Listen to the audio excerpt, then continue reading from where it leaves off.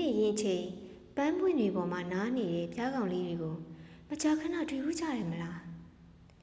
အဲ့ဒီပြားလေးတွေကအမှန်တော့တက်ကြီးရွယ်ကိုပြားကောင်လေးတွေပါ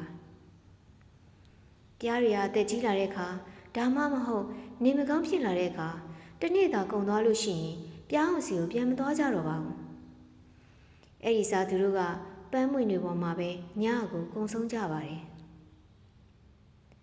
ကံကောင်းလို့နောက်ထပ်နေထွက်တာကိုမြင်တွေ့ရရင်သူတို့ရဲ့အချိန်ကုန်ဆုံးဖို့နီးကပ်လာပြီဆိုတာကိုသိရှိပြီးပြားကိုလိုနီအတွက်ဝိမုံဒါမှမဟုတ်ဝိရည်တွေကိုစုဆောင်းခြင်းဖြင့်သူတို့ရဲ့တာဝန်တွေကိုဆက်လက်ထမ်းဆောင်ကြပြန်ပါတယ်ဘယ်ပြားကောင်မှပြားအောင်ထဲမှာတေဆုံးကျင်ကြတာမဟုတ်ပါဘူးသူတို့ရဲ့အဖော်ပြားတွေကိုဝန်တို့ဝန်ပုံမဖြစ်စေချင်ကြလို့ပါ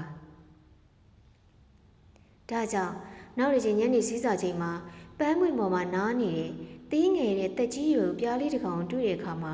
သူတို့ရဲ့တက်တာအနစ်နာခံအမှုထမ်းမိခဲ့တာကိုတန်ဖိုးထားပြီးကျေးဇူးတင်ကြောင်းပြောဖို့ခဏလောက်ချိန်ယူလိုက်ပါ